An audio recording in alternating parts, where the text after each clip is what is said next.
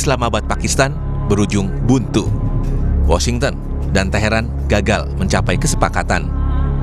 Wakil Presiden Amerika Serikat J.D. Vance bilang delegasi Iran menolak persyaratan yang diajukan Washington. Vance mengklaim Iran tidak berkomitmen untuk meninggalkan senjata nuklir.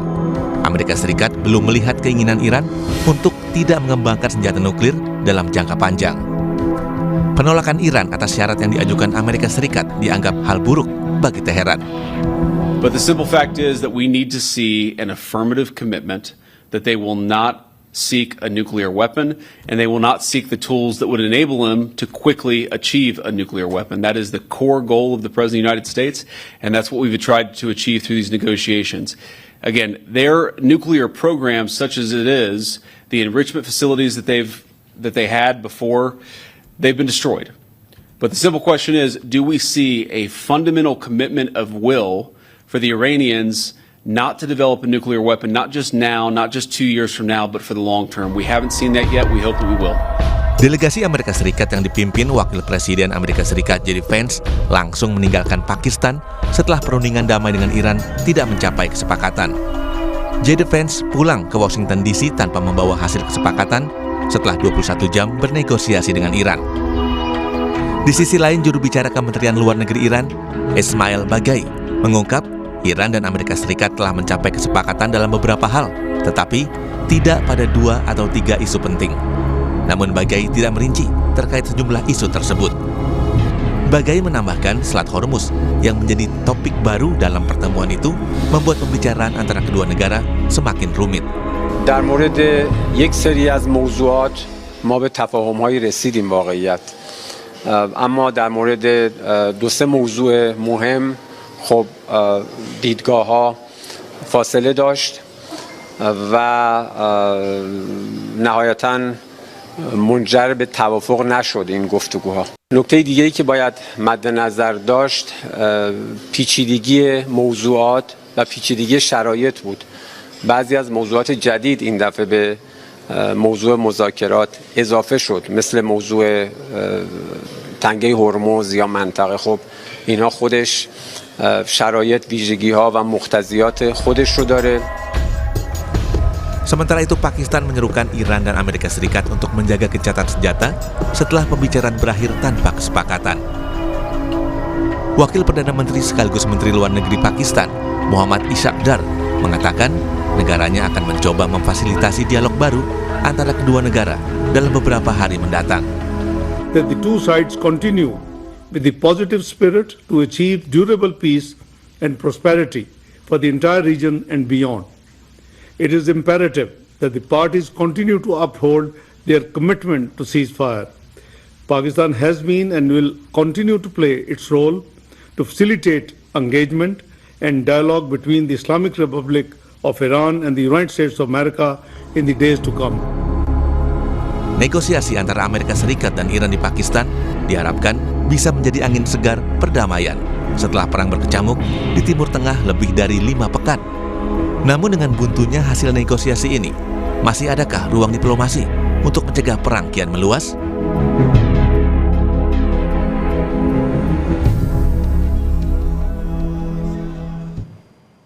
"21 jam negosiasi alot antara Iran dan Amerika Serikat di Islamabad, Pakistan berujung buntu. Washington dan Teheran gagal mencapai kesepakatan.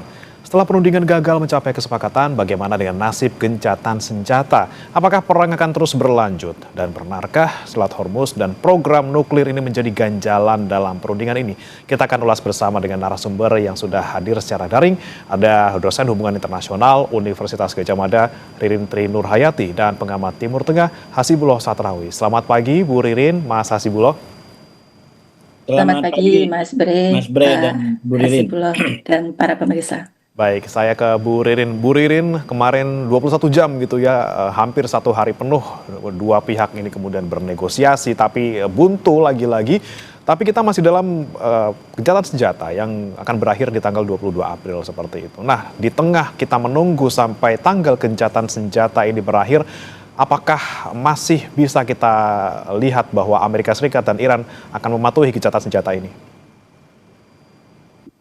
Baik, terima kasih Mas Bre. Ya, kita melihat yang kemarin kita semua berharap ya bahwa dengan adanya perundingan AS dan Iran kemarin bisa mengakhiri konflik yang telah menyebabkan instabilitas politik, kemudian korban kemanusiaan dan juga dampak pada ekonomi global gitu. Tetapi sayangnya yang terjadi kemarin adalah kegagalan diplomasi, kegagalan negosiasi yang masing-masing pulang dengan tangan hampa. Tentu kita berharap bahwa kedua pihak masih akan memiliki itikat baik seperti tadi diharapkan oleh Pakistan dan juga dalam hal ini saya pun berharap demikian, masing-masing masih bisa memanfaatkan momentum gencatan senjata dua minggu ini untuk memperbaiki positioning dan juga tawaran-tawaran dalam negosiasi ke depannya. Tapi pertanyaannya setelah tanggal 22 April, Bu Ririn, ini apakah kemudian ada potensi perang ataupun serangan yang lebih besar misalnya? Ya, ini akan sangat tergantung perkembangan ke depan dalam beberapa hari ke depan. Bagaimana kemudian kedua pihak kemudian akan merespon kegagalan perundingan yang sekarang. Apakah kemudian kedua pihak kemudian akan melanjutkan tindakan-tindakan konfliktual atau sebaliknya mereka pulang dengan kemudian mencoba menata apa tawaran-tawaran yang bisa disampaikan dalam perundingan berikutnya. Kalau kemudian ternyata kedua pihak masih sama-sama berada pada posisi zero sum games begitu, mempertahankan keinginan dan kepentingan masing-masing, tentu kemudian kita sangat pesimis dan kemudian perang bisa berlanjut dan kemudian menyebabkan krisis kemanusiaan jangka panjang, instabilitas ekonomi dan politik global. Baik. Yang tentu saja kita semua tidak mengharapkan akan ke sana. Baik. Saya ke Mas Hasibullah. Mas Hasibullah, kalau kita melihat mungkin secara psikologis dan juga secara kekuatan antara Amerika Serikat dan juga Iran ini, apa potensi yang bakal mereka ambil gitu? Apakah mereka akan mengambil jalur diplomasi atau jalur militer? Ya, terima kasih, Mas. Sebenarnya pertanyaan itu lebih kepada pihak Amerika. Karena Amerika yang masih memiliki banyak kesempatan, terutama diplomasi atau militer. Kalau Iran menurut saya tidak terlalu banyak punya opsi, karena dia berada pada posisi pihak yang diserang. Dan itu menguntungkan di satu sisi bagi Iran, karena sekali lagi secara hukum internasional Iran nggak punya alasan lain kecuali untuk bertahan karena dia diserang. Nah, oleh karena itu saya melihat yang terjadi dalam perundingan kemarin pun sebenarnya kalau dibaca dalam dua kepentingan itu cara Trump untuk mendapatkan apa yang dia mau. Jadi kadang-kadang dia pakai diplomasi, kadang-kadang dia pakai perang. 40 hari dia sudah berperang dan dia nggak dapat apa yang dia mau. Cara-cara dagang pun dia udah lakukan, obral deadline 2 hari, 5 hari, 10 hari, 2 hari juga nggak dapat dari Iran. Akhirnya dia coba melalui diplomasi dan saya melihat sebenarnya secara diplomasi ada beberapa taktik yang barangkali bisa kita garis bawahi sebagai pembelajaran. Yang pertama, saya melihat ada pola yang sama di antara perundingan kemarin dengan dua perundingan sebelumnya, yaitu pola mungkin yang secara umum saya gunakan istilah sen kanan tapi dia ambil kebijakan ke kiri. Kenapa saya bilang sen kanan? Kalau kita ikutin katakanlah 19 atau 15 jam sebelum berakhir di 21.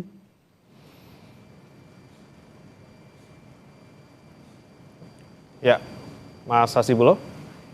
Kan cukup bagus, bahkan hasilnya cukup positif. Tapi kemudian di last minute atau di bagian akhir justru yang diambil adalah kebalikan daripada optimisme tadi. Itu yang saya bilang bahwa kebijakan Amerika itu dalam diplomasi cenderung belok ngasih sen ke kanan tapi kemudian diambil kebijakan ke kiri, dan itu cukup bikin kelabakan saya lihat dari sikap Iran. Nah, yang kedua, catatan saya tentang perundingan kemarin, Mas, ini menarik menurut saya, minimal yang disampaikan JD Vance dalam dua hal yang saya garis bawahi. Yang pertama tentang siapa yang rugi, dan walaupun nggak disampaikan juga siapa yang untung. Tapi dia hanya sampaikan yang siapa yang rugi, bahwa dia tidak deal. Ini menjadi kabar yang buruk, lebih buruk bagi Iran, walaupun juga bagi Amerika adalah juga buruk. Nah, artinya apa? Dia nggak sampaikan siapa yang dapat kebaikan dari ini semua. Itu yang saya sampaikan dari awal, perang ini, deadlock ini adalah kabar buruk bagi bagi Amerika dan bagi Iran. Iran lebih besar karena dia diserang, tapi Amerika pun nggak dapat untung dari ini. Yang untung adalah Israel. Itu nggak disampaikan, tapi itu berada dalam logik yang sama. Jadi ketika dia bilang ini kabar buruk, paling buruk bagi Iran, ya Amerika juga buruk, tapi dia nggak sebutin yang dapat untung siapa. Saya menyebutkan yang dapat untung adalah Israel. Jadi itu nanti bisa menjadi analisa kita tentang perang ini gitu, terutama kalau nanti kita bicara tentang Hormuz. Dan yang ketiga, yang saya bilang cukup menarik karena dia menggunakan logika tawar menawar juga gitu. Jadi Van mengatakan kami sudah berikan yang terbaik, penawaran yang terbaik gitu ya. Tapi kemudian Iran nggak mengambil tawaran itu. Jadi saya melihat sekali lagi ini cara Trump untuk mendapatkan apa yang dia mau, dan dari ini semua satu konklusi kita bahwa dia belum dapat yang dia mau, termasuk persepsi kemenangan yang sedang dia buru untuk tidak terlalu lama perang ini gitu. Jadi dia nggak dapat yang dia mau, termasuk persepsi kemenangan. Walaupun sekali lagi secara analisa ini G. Van berbeda dengan Wittkopf yang menurut saya sampai kepada konklusi dalam tempo yang jauh lebih cepat. Hanya 21 jam dia udah dapat barang yang dia bisa analisa bahwa ini adalah tidak kooperatif. Jadi buat apa lama-lama? Kalau Wittkopf kan bisa sampai berjilid-jilid pertemuan 1, 2, dan 3, dan ujungnya juga sama bahwa Iran dikatakan tidak kooperatif gitu. Itu yang saya dari perundingan kemarin, Mas. Baik, tapi yang kita perhatikan juga sebelum perundingan banyak sekali pernyataan-pernyataan yang tinggi dari masing-masing pihak gitu ya, Bu Ririn. Dari Amerika Serikat, kemudian dari Iran juga sepertinya sudah memberikan red line gitu ya, ataupun batas-batas tertentu sebelum bahkan mulai bernegosiasi. Berarti bisa kita prediksi dari sebelumnya gitu, Bu Ririn, bahwa pertemuan kemarin juga tidak akan pernah mencapai kesepakatan dari awal gitu, kita sudah lihat. Ya, baik, Mas Bri, terima kasih. Betul, yang kita, meskipun tadi saya sampaikan di depan, kita berharap kemarin negosiasi bisa membawa titik cerah gitu, tetapi yang ternyata yang kita saksikan adalah negosiasi atau perundingan kemarin itu bukan negosiasi, yang terjadi adalah adu ancaman. Misalnya ketika akan datang, Amerika Serikat mengatakan kalau Iran tidak mau mengikuti kemauan tuntutan dari Amerika Serikat, maka kemudian Iran akan diserang lebih lanjut. Sebaliknya juga Iran, delegasi Iran datang dengan mengatakan Iran punya itikat baik, tetapi juga ada mistrust terhadap pihak musuh begitu, sehingga dimulai dengan situasi yang tidak ada kepercayaan yang cukup tinggi. Begitu juga dalam prosesnya yang kita lihat malahan kan kemudian ada akumulasi distrust yang cukup tinggi. Jadi kalau misalnya kemudian kita lihat kemarin kegagalan perundingan itu tidak sekedar karena kegagalan teknis, tetapi juga ada krisis kepercayaan yang struktural. Kalau dalam studi konflik dan perdamaian kita lihat kedua pihak ini ada pada situasi intractable konflik atau konflik yang pelik yang berakar pada persoalan identitas, persoalan sejarah, dan juga rivalitas hegemonik antara kedua pihak. Artinya kemudian akumulasi distrust inilah yang menghambat keduanya kemarin bisa untuk perlahan-lahan mencapai pada titik temu. Proses yang gagal kemarin karena kedua negara tidak memiliki kesiapan bersama dari kedua pihak untuk berunding, yang terjadi malahan dominasi dari positional bargaining atau tawar-menawar yang berbasis posisi kaku, sehingga yang terjadi tidak ada kompromi yang dapat dicapai. Misalnya terkait isu Hormuz, kemudian terkait isu nuklir, dan juga terkait persoalan pengakhiran perang di Iran. Ini masih jadi persoalan yang mengganjal kedua pihak. Oke, banyak poin-poin yang memang dari awal sudah diprediksi tidak akan bertemu. Selain tadi dari sisi masing-masing negara, hegemoninya juga tidak akan pernah ketemu gitu dari kesepakatan kemarin. Kembali saya ke Pak Hasibullah. Kita melihat kemungkinan terburuknya gitu ya. Kemudian ini akan berlanjut bukan ke diplomasi, tapi kemudian ke perang. Kalau kita melihat Iran katanya sudah ada kiriman tambahan senjata dari Tiongkok gitu. Kemudian Amerika Serikat juga menyiapkan kekuatan militer penuh katanya jika gagal kesepakatan. Kalau menurut Anda, Mas Hasibullah, ke depannya kita melihat skala serangan masing-masing pihak ini akan semakin besar atau seperti apa? Ya, yang pertama begini, kalau kita bicara tentang ke depan, mungkin ada dua kerangka waktu yang bisa kita lihat. Yang pertama, katakanlah gencatan senjata 2 minggu, atau mungkin beberapa jam ke depan kalau kita mengacu dari pernyataan Trump dan Gedung Putih itu kan sudah mulai muncul kurang lebih kebijakan baru terkait dengan Hormuz akan dilakukan kurang lebih jam 10 pagi waktu Amerika di tanggal 13. Nah, itu artinya beberapa jam ke depan kita akan melihat sebenarnya apa yang akan dilakukan pada jam 10 itu. Kalau kemudian yang dilakukan adalah serangan militer, saya rasa itu sekaligus menjadi akhir daripada gencatan senjata yang diumumkan kemarin. Jadi menurut saya kita menunggu apa yang akan diumumkan sekaligus dilakukan oleh Gedung Putih, oleh Amerika pada jam 10 ya, 10 pagi tanggal 13 waktu Amerika Serikat. Dan menurut saya kalau kita baca dari perkembangan-perkembangan yang ada, ini sepertinya akan lebih mengarah kepada perang laut ya. Jadi perang terutama di sekitar Selat Hormuz tadi. Karena yang menjadi concern daripada Trump itu adalah Selat Hormuz. Walaupun kalau dibaca tadi dari skenario perang awal ini, justru Trump tertarik dengan Selat Hormuz, perang menjadi perang Selat Hormuz itu makin menunjukkan bahwa perang ini memang bukan kepentingannya Trump, bukan kepentingan Amerika tadi, tapi hanya kepentingan Israel. Dan dia bayar harga sangat mahal sampai sebanyak ini, sampai sekritis ini, sampai sedalam ini. Sekali lagi ini harga yang sangat mahal dari kalau kita pakai analisa gitu ya, dari kesalahan analisa awal tentang bagaimana tentang perang ini. Kenapa saya katakan begitu? Ya kan tujuan awal bukan Hormuz. Ya. Kalau kita lihat Iran menggunakan Hormuz sebagai salah satu taktik ya untuk kemudian mengimbangi dan katakanlah membatasi gerak serangan daripada Trump. Dan ternyata taktiknya Iran luar biasa, membuat Trump kelabakan secara ekonomi, secara politik gitu ya, dan dia nggak banyak lagi bisa punya opsi di situ.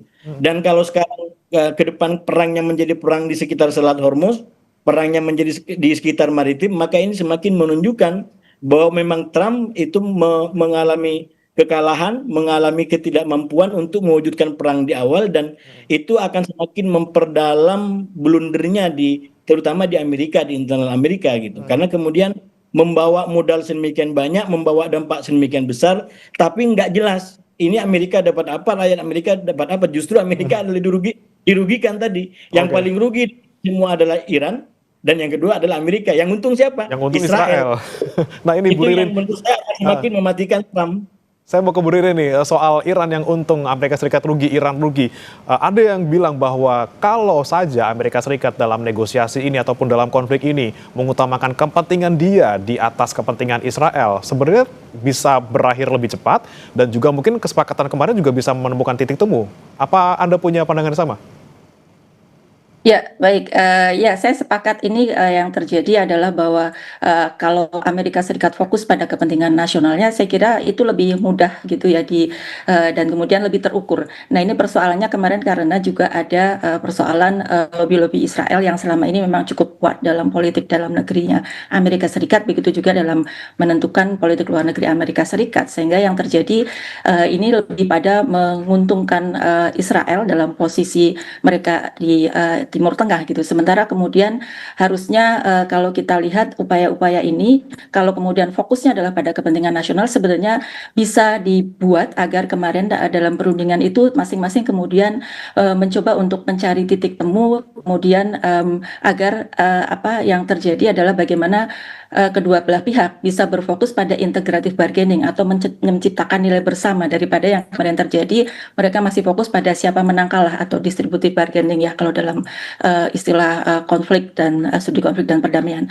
Sehingga kemudian persoalan Selat Hormuz, nuklir dan perang proksi tersebut kemudian harusnya bisa diselesaikan dengan cara-cara atau pendekatan-pendekatan yang bertahap. Mungkin bisa dicari, memang kalau kemudian saat ini mereka menginginkan fully ditutup, sementara kemudian yang Amerika Serikat juga ingin benar-benar dibuka sama sekali. Nah, itu kan belum ketemu. Kemudian harusnya bisa mencari formula di mana kemudian ada paket-paket atau tahapan-tahapan yang bisa disepakati, ada indikator yang jelas apa yang bisa disepakati. Semoga ini akan menjadi opsi yang bisa memperbaiki situasi. Oke, bicara soal deadlock ini tadi, soal Hormuz, kemudian soal nuklir, soal penghentian agresi ke Iran, tapi juga ada satu poin yang juga masih mengganjal, yaitu soal Libanon gitu. Mas Hasibulo, kita lihat nanti hari Selasa gitu akan ada pertemuan antara Israel, kemudian Lebanon di Washington DC, di Amerika Serikat. Ada Amerika Serikat juga di sana sebagai pihak yang host, sebagai tempat negosiasi seperti itu. Anda melihatnya ketika nanti yang bertemu ini adalah Israel dan pemerintah Lebanon, bukan dengan Hizbullah yang saat ini tengah saling serang dengan Israel. Kemudian kemungkinan gencatan senjata di Lebanon yang menjadi deadlock juga di perundingan antara Amerika Serikat dan juga Iran, ini akan terwujud atau seperti apa, Mas? Ya, saya rasa memang Libanon memiliki kompleksitas tersendiri ya, dan sudah pasti butuh waktu tersendiri untuk bisa dituntaskan. Tapi secara umum saya sampaikan begini, kan peta Libanon itu katakanlah ada negara di dalam negara di satu sisi ya. Jadi Hizbullah itu posisinya dia menjadi negara di dalam negara. Ada otoritas Libanon, tapi dalam banyak kesempatan seakan-akan dikangkangi oleh Hizbullah. Bahkan sekarang pendukung-pendukung Hizbullah sudah mulai turun ke jalan memprotes rencana perdamaian atau negosiasi yang akan berlangsung di Amerika di antara otoritas Libanon dengan Israel dengan mediasi Amerika. Nah, oleh karena itu ketika ada kompleksitas seperti ini, maka sebenarnya ada kayak semacam kerawanan masing-masing, ada alibi masing-masing. Nah, ketika Amerika mengatakan, katakanlah ditekan oleh Iran untuk memastikan Israel tidak menyerang Libanon dalam konteks perundingan ini, itu kan ada kayak semacam alasan moral yang dia gunakan bahwa Israel itu bukan bagian dari kami, dia bukan negara tersendiri, dia berdaulat, jadi kami tidak bisa untuk bisa memasukkan itu dalam klausul kesepakatan ini gitu. Nah, sementara Iran itu seakan-akan dia begitu solider ya, begitu solider karena tiba-tiba dia memasukkan, perdamaian ini harus menyeluruh termasuk di Libanon. Pertanyaan moralnya dalam tanda kutip, kapan Iran koordinasi dengan otoritas Libanon, lalu kemudian mendapatkan kesepakatan untuk dimasukkan dalam klausul gencatan senjata. Jadi di bagian itu sama-sama ada politik ya, digunakan oleh Amerika, digunakan juga oleh Iran. Dan politiknya sama-sama mengarah kepada bahwa Libanon sebagai kehormatan kurang dihormati, bahwa Libanon sebagai otoritas itu kurang dihormati. Jadi tinggal Libanon ini mau lebih kepada pro Israel, berarti kalau mau pro kepada Israel, Hizbullah harus dihabisin, senjatanya harus dihabisin, dia tidak menjadi ancaman bagi Israel. Atau Libanon mau sama Iran. Kalau menjadi sama Iran, maka Hizbullah diperkuat dan Israel akan kita selesaikan masalahnya ke depan. Anda yang bilang juga ini negosiasinya upaya untuk bisa mengadu domba antara pemerintah Lebanon dan juga Hizbullah, karena Hizbullah nanti bisa menghadapi tadi antara menghadapi pemerintahnya sendiri atau menghadapi Israel seperti itu. Persis. Makanya ketika saya bilang kalau tidak salah kemarin di Kompas ya belum tuntas, ketika Iran meminta dalam gencatan senjata ini agar Hizbullah itu juga atau Libanon menjadi wilayah pada gencatan senjata, dan yang diberikan adalah perundingan dengan otoritas Libanon, itu ibaratnya Iran minta durian, tapi kemudian orang Libanon, otoritas Libanon ngasihnya nangka. Karena sekali lagi beda barang gitu. Yang diminta oleh Iran adalah bagaimana Hizbullah tidak diserang gitu. Dalam gencatan senjata ini bukan hanya yang lain, tapi Hizbullahnya tidak diserang karena yang menjadi milisi, yang menjadi proksi dari Iran adalah Hizbullah. Tapi yang dilakukan Israel adalah mediasi dengan otoritas Libanon. Memang dia tidak ada masalah dengan otoritas Libanon, dan upayanya kalau jalan, mediasi ini kalau jalan tujuannya adalah makin menihilkan, menghabiskan apa yang diminta oleh Iran, yaitu Hizbullah untuk redam, untuk dihancurin dan diambil senjatanya. Jadi saya bilang ini kompleksitas. Nah, kalau betul-betul para pihak ingin menjadi sebuah Libanon yang mandiri, maka memang gagasan utuhnya adalah satu, dorong Libanon untuk menjadi negara seutuhnya, otoritas seutuhnya, dan Hizbullah harus menjadi bagian daripada di situ. Tapi yang diminta Hizbullah satu, jangan suatu saat ada lagi tentara Israel yang masuk ke Hizbullah tanpa ada perlawanan yang berarti.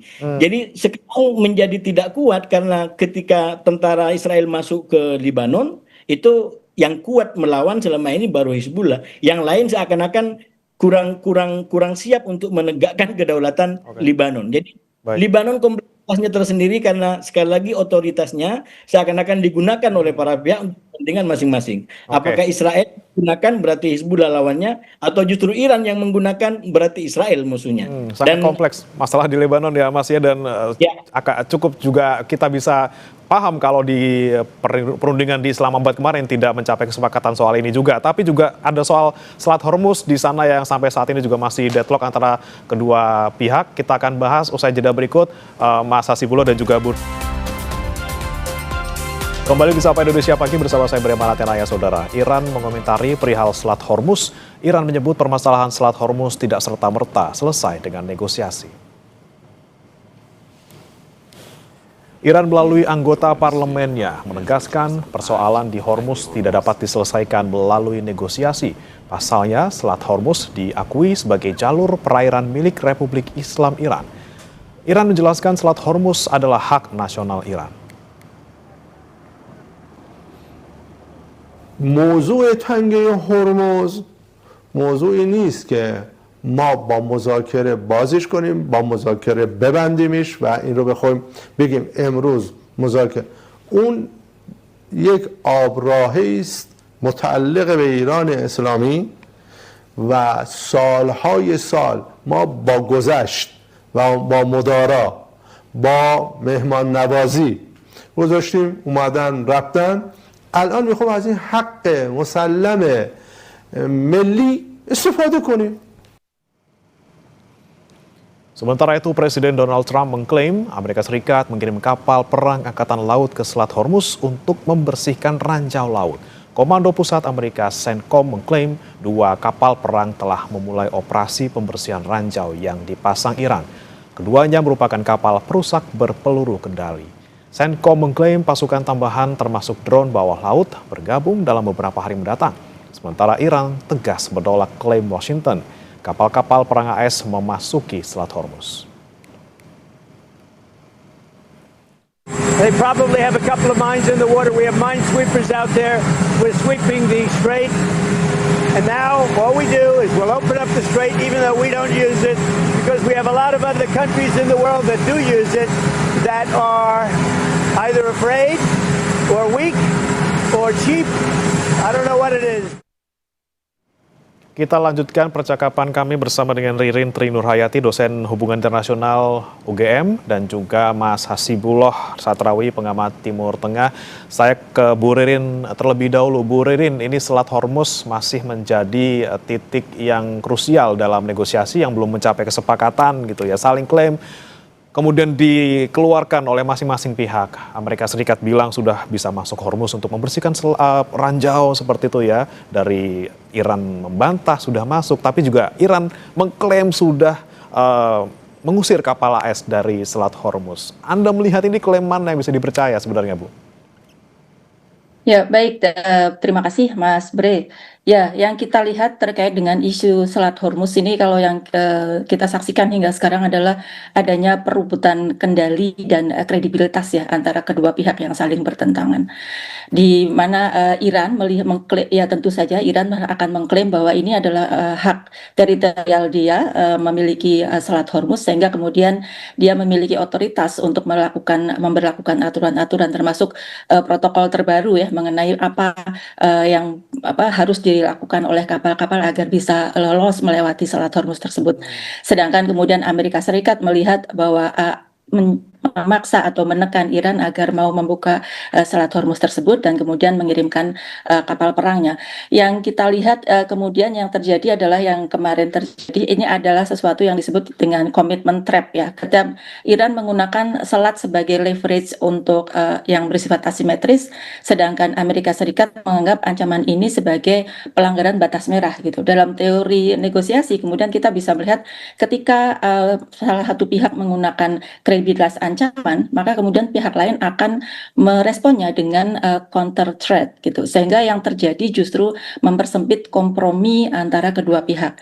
Begitu juga yang kita lihat sampai sekarang dari kedua pihak itu masih belum menemukan komprominya di mana. AS ingin agar kebebasan navigasi itu absolut, sementara Iran ingin agar itu merupakan hak kontrol penuh atas Selat Hormuz, sehingga hingga berakhirnya perundingan kemarin kita masih melihat ini masih deadlock. Begitu, karena masing-masing masih pada zero sum position.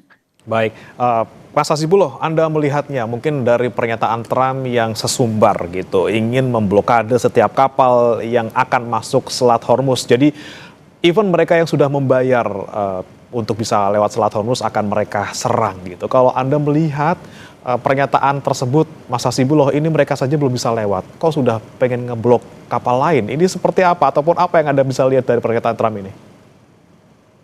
Ya, kalau Trump secara umum saya sampaikan semua gerak-geriknya dia ingin dapat yang dia mau. Jadi ke sana kemari dia belum dapat, karena itu berbagai macam cara dia lakukan. Tapi apapun itu, kalau ini betul-betul nanti menjadi krisis Hormuz berkepanjangan, yang pertama secara politik saya akan memaknainya begini. Ini yang saya bilang tadi menunjukkan kegagalan Trump dalam perang ini minimal untuk mewujudkan tujuan pertama, yaitu menjatuhkan rezim. Jadi ini sudah menunjukkan bahwa dia tidak punya pikiran yang utuh tentang perang ini. Karena sekali lagi Hormuz hanya digunakan oleh Iran untuk atau sebagai taktik dan politik dia untuk menghadapi Trump. Dan sekarang justru Trump fokusnya bukan kepada pergantian rezim, bukan kepada Iran, tapi kepada senjatanya. Jadi ini ibaratnya kalau dalam film rakyat di Indonesia, Iran menggunakan keris gitu ya.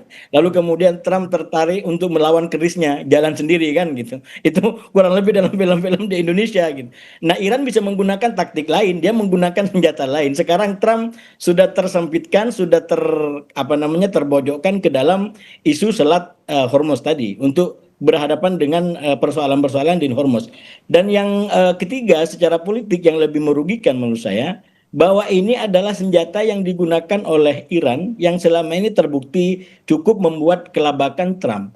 Nah, kalau kemudian Trump menggunakan senjata yang sama, itu artinya akan semakin merugikan dia sendiri gitu. Termasuk tadi dikatakan ya, boleh Trump mengatakan bahwa pesawat kami sudah lewat Hormuz dan nggak masalah. Tapi publik percaya nggak dengan itu?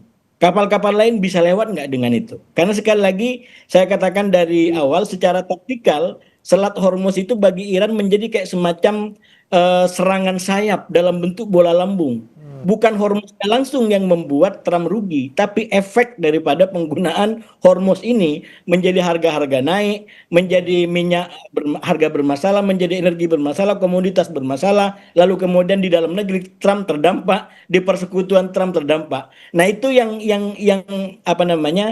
peran efektif daripada Selat Hormuz yang digunakan oleh Iran. Oleh karena itu kalau Trump menggunakan senjata yang sama, apalagi dengan cara yang sama, maka ini akan semakin memperdalam krisis Hormuz. Dan itu artinya Trump akan menghadapi dampak lebih parah lagi. Walaupun Mas, saya terus terang masih menyimpan satu varian analisa tentang selat ini, tapi kayaknya baru akan bisa konklusif itu kalau besok sudah diambil betul-betul pengumuman dan kita lihat siapa aja yang masuk di dalam misi perang baru Trump ini. Kalau boleh saya bilang ini misi perang baru, yaitu menaklukkan Selat Hormuz. Karena bisa juga ini relate dengan metode dia, dengan cara dia yang dia gunakan di katakanlah perundingan. Tapi sekali lagi saya juga masih mengamatin dan mungkin besok kita baru lanjutkan seperti apa gitu. Karena saya melihatnya begini, secara nilai. Ini kan katakan di fase-fase awal masyarakat dunia masih memaklumi dalam tanda kutip permainan Iran. Walaupun masyarakat dunia sudah merasakan dampaknya. Ini kan saya bilang sejenis melawan ketidakadilan Trump dengan ketidakadilan baru versi Iran. Ya. Dan secara nilai masyarakat dunia masih memaklumi dalam konteks oh iya ternyata begini ketidakadilan yang diciptakan oleh Trump selama ini.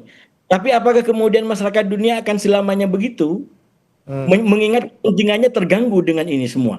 Jadi nilainya kalau bagi saya belajar dulu di pondok pesantren, ketidakadilan tidak boleh dibalas dengan ketidakadilan. Dan ini sedang diperlihatkan kepada kita bagaimana ketidakadilan Amerika dilawan oleh pola yang sama ketidakadilannya oleh Iran.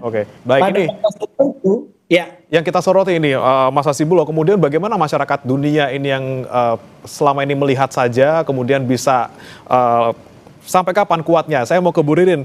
Kalau kita melihat mungkin banyak sekali negara-negara yang kemudian terdampak dari penutupan Selat Hormuz, apakah kemudian ini menjadi keuntungan buat Amerika Serikat untuk bisa menekan Iran, atau sekarang Amerika Serikat seperti apa posisinya dibandingkan ataupun bersama dengan negara-negara ini? Apakah sudah mendapatkan dukungan tersebut atau belum sebenarnya, Bu? Ya, terima kasih Mas Bre.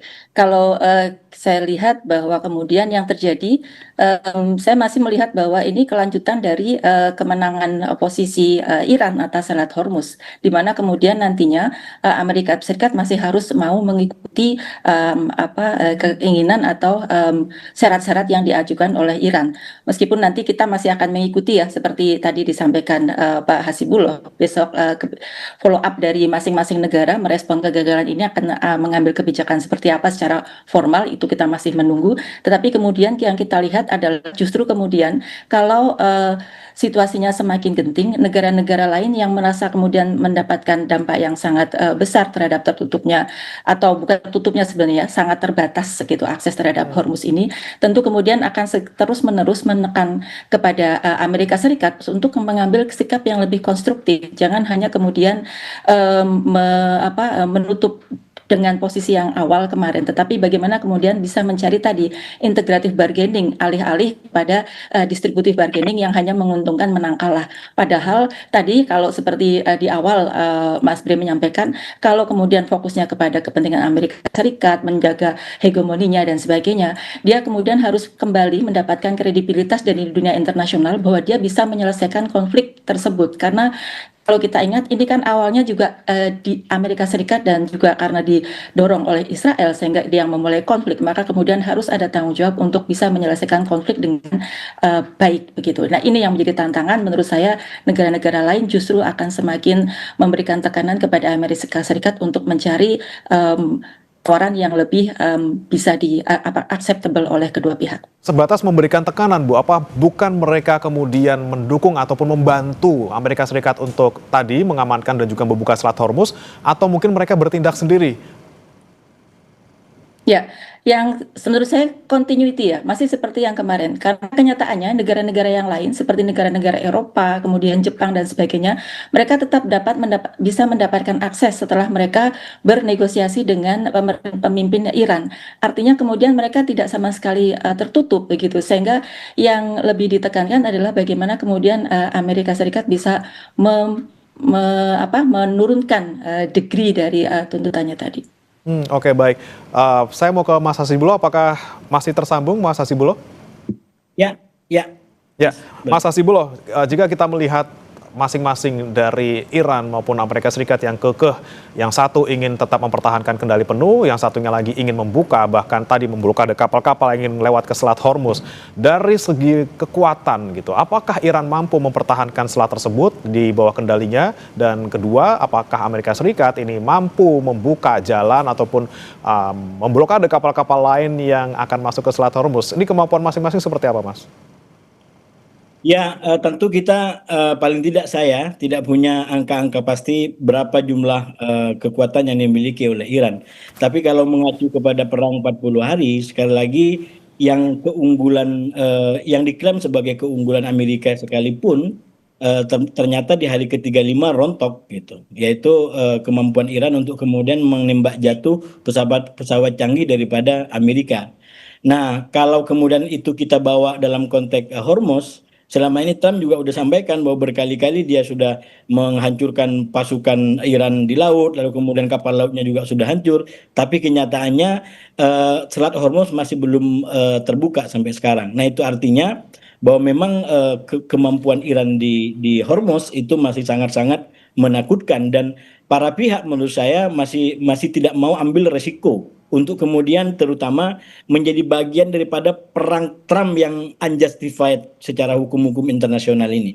Karena itu yang saya bilang tadi, sebenarnya para pihak sangat dirugikan oleh ini, dan mereka tidak bisa terima perlakuan Iran seperti ini. Oleh karena itu saya berharap Iran betul-betul fokus bahwa ini hanya digunakan untuk menekan Amerika dan Israel atau sedikit sekutunya.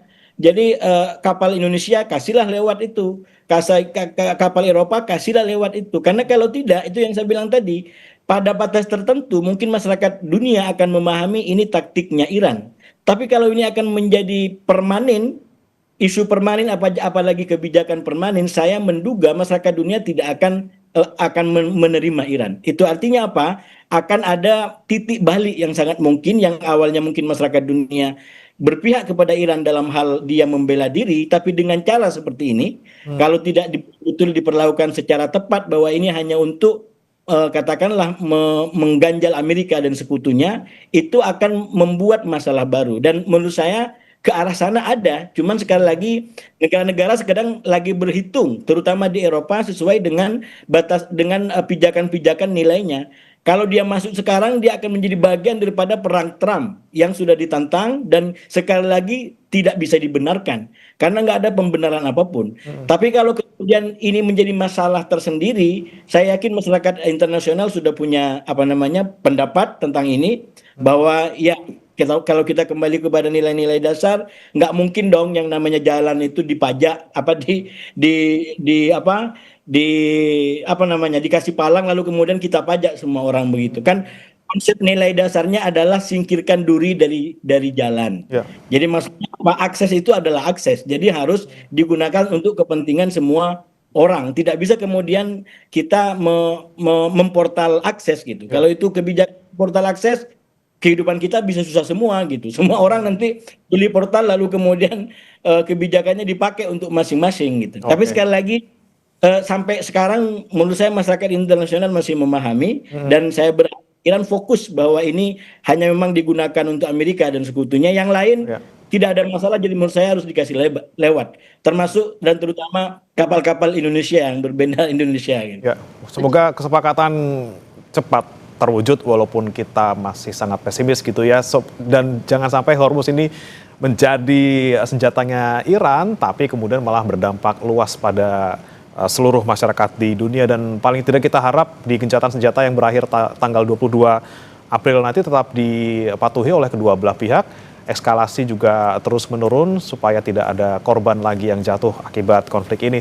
Terima kasih Mas Hasibullah Satrawi, pengamat Timur Tengah, dan juga Bu Ririn Tri Nurhayati, dosen hubungan internasional Universitas Gadjah Mada, sudah bergabung bersama kami di Sapa Indonesia Pagi. Terima kasih. Terima kasih Ibu, Mas. Saudara, Sapa Indonesia Pagi masih akan kembali dengan informasi jelang negosiasi penghentian perang Lebanon dan Israel. Di Amerika Serikat, Israel masih menyerang Lebanon. Perdana Menteri